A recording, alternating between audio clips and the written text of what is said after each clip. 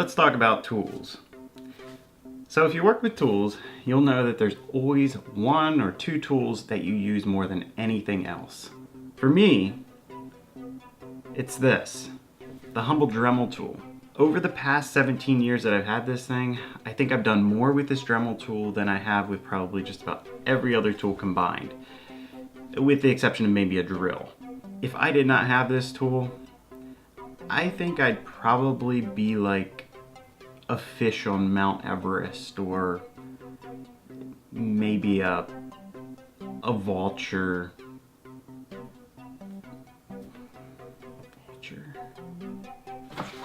So the particular Dremel I have came with quite a few tools, but I've added to this over the years.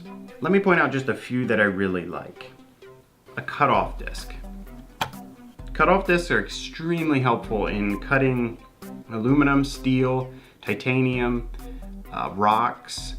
The Dremel came with some unreinforced wheels, but those you burn through like nothing, so I buy these expensive reinforced ones. They last really well. They are a little pricey. Definitely a good tool to have. Another important tool is sanding drums. Mine came with a large 1/2 inch and a small 1/4 inch sanding drum. These work really well for quick wood removal, for enlarging holes, things of that nature. I also like wire wheels. There's two different types of wire wheels I primarily use. There's this end sort of wire wheel, which is good for getting in tight places. You have the regular wire wheel, which is also good. Grindstones are important for grinding metal, little grinding projects. Out of all the tools that I use, my favorite and the most useful is the tungsten carbide cutters. They cost anywhere up to 10 bucks a pop, but these things will last, I've been using the same one for probably 10 years at times. And they come in multiple different shapes. So pointed ones, roundovers, just more straight ones. These things can cut just about anything. And I have used these things on aluminum. They cut like butter. Steel is like cheese, and titanium is like, I've cut anything up to aircraft grade titanium, which is very hard. And this is about the only thing that will cut through that. Yeah, they're just amazing for slotting holes, for cutting intricate work, etc. Get some carbide cutters. Another carbide tool is this structured tooth carbide cutter.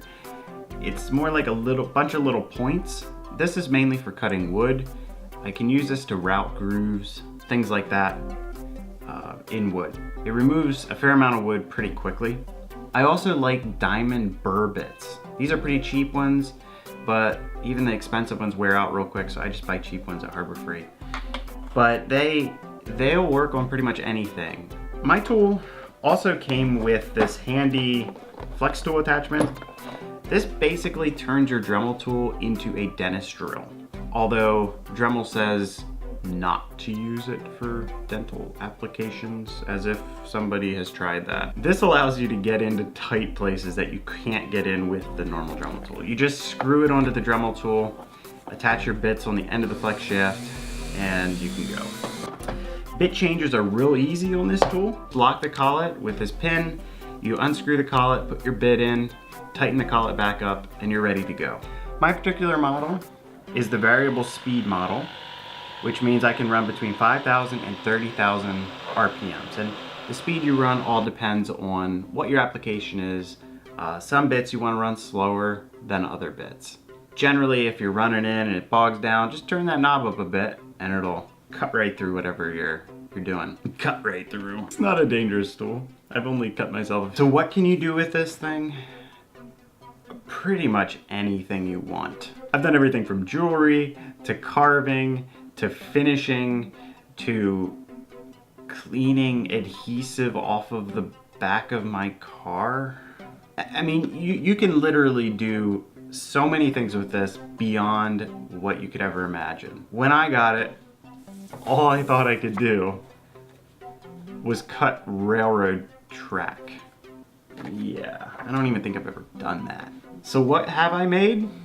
I made this. I carved this from a 1 inch by 1/4 inch block of aircraft grade titanium, which is the hardest material I've ever worked with. I had to use the carbide cutters, the diamond burrs, and the cutoff wheels just to cut this stuff. You can't hacksaw it. I can't cut it with a regular drill bit.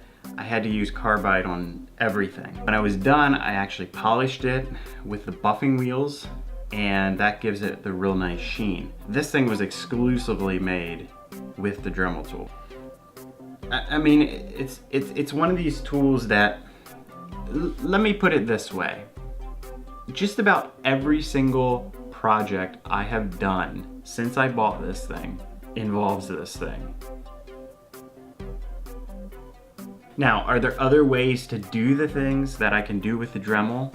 Yeah, you can sit there for hours with a hacksaw or a file grinding away at steel, or you could do it in a few minutes. I just want to show you guys one of my tools that I use that maybe you've not thought about how important it is.